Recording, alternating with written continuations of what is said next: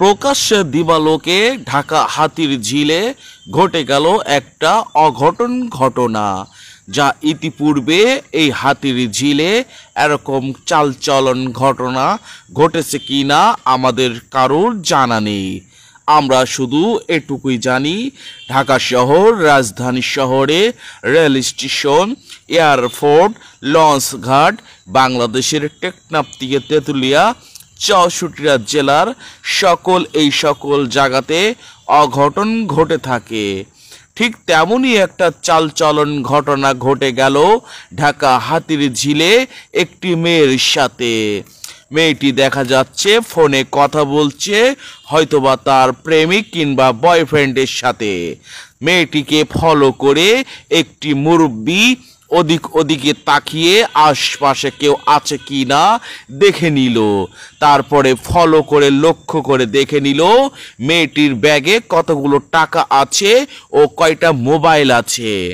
লোকটি যেন একটি ছোট বাচ্চার মতন, অবুঝ বালকের মতন, কিছুই যেন তিনি বোঝে না।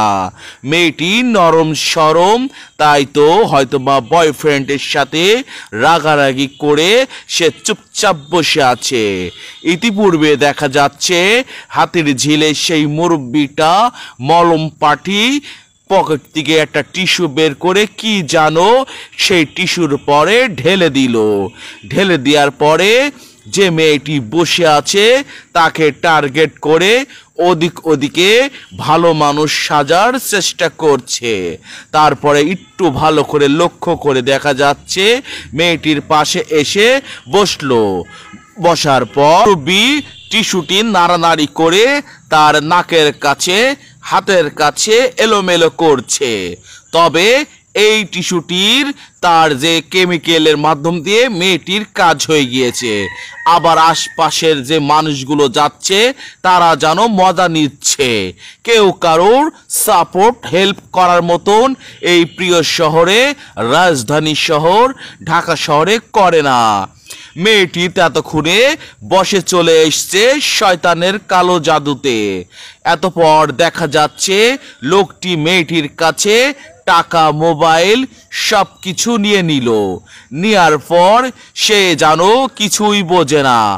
আশপাশে যে সকল মানুষজন যাওয়া আসা করছে কেউ যেন কোনো প্রতিবাদ করতেই পারে না। লোকটি মেয়েটির মোবাইলটি নিয়ে পকেটে ভরলো, আবার দেখছে দুইটা ফোন হয়ে গেল তার কাছ থেকে। আবার তার হাতের মুঠে অনেকগুলো টাকা নিয়ে নিল। নেওয়ার পর মেয়েটির স্বর্ণের জিনিস, যা অলংকারের জিনিস সব যেন অবুঝ বালকের মতন লোকটিকে দিয়ে দিল। দেওয়ার পর লোকটি ভালো মনে হেঁটে গেল। ঠিক এমনই চালচলন ঘটনা প্রতিনিয়ত ঘটে চলছে। অপরিচিত কেউ কিছু দিলে খাবেন না, পাশে বসবেন না।